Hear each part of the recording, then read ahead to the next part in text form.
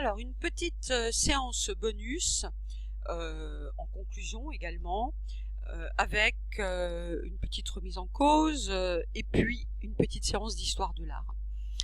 Dans votre document papier, vous voyez que vous avez une petite séance d'histoire de l'art avec le questionnement: quelle est la vision des artistes face aux attentats et à la guerre. Du coup, nous allons repartir sur une petite explication très simple. D'abord, une remise en cause des États-Unis. Donc, les États-Unis, vous l'avez vu, décident d'intervenir en Irak pour renverser la dictature de Saddam Hussein, car ce dernier détiendrait des armes de destruction massive et entretiendrait des liens étroits avec Al-Qaïda. Alors, les États-Unis interviennent malgré l'opposition de l'ONU, malgré l'opposition de la France en Irak en 2003. Évidemment, les États-Unis sont contestés. Et ici, vous avez une image de la population pakistanaise qui manifeste une très forte animosité envers les États-Unis.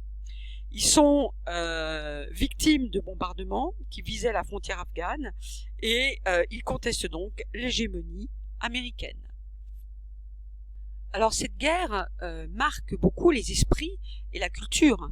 Aux États-Unis, vous allez retrouver dans le cinéma américain, vous allez retrouver évidemment cette guerre en Irak. Elle fait partie de l'histoire des États-Unis et les États-Unis parlent volontiers des guerres qu'ils ont menées. Regardez la guerre du Vietnam.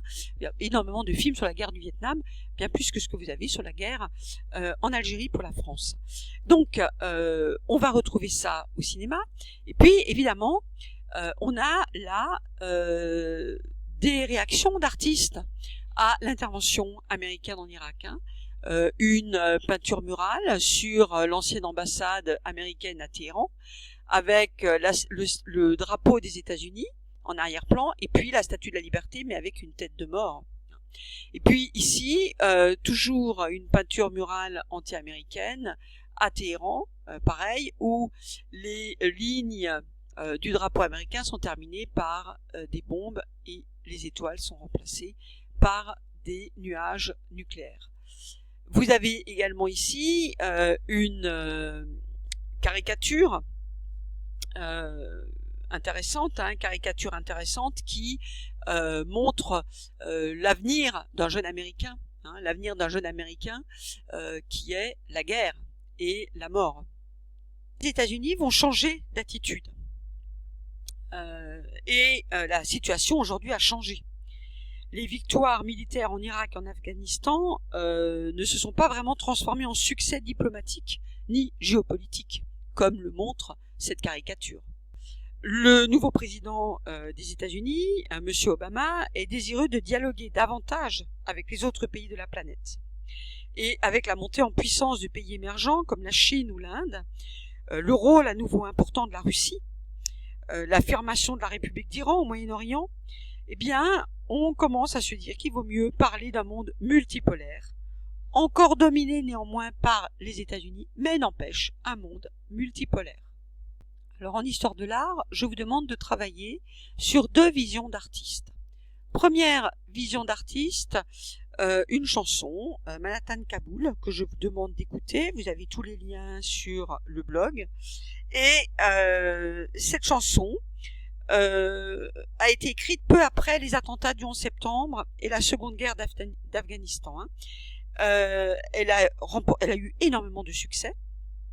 Et dans le texte, vous avez deux victimes des événements de 2001 qui chantent leur situation et les causes de leur mort. Alors Renaud interprète un jeune portoricain qui travaillait dans une des tours du World Trade Center à New York, détruite le 11 septembre 2001, tandis qu'Axel Red se fait l'interprète d'une petite fille afghane tuée pendant l'attaque de la coalition menée par les États-Unis dans son pays, tenue par les talibans pendant l'automne 2001. La seconde chanson est une chanson d'Abd al-Malik, qui est un artiste très complexe, qui a une musique qui mêle le rap, le slam, le jazz, qui lutte contre tous les préjugés, et qui lutte contre cette idée de voir le monde toujours en noir et en blanc.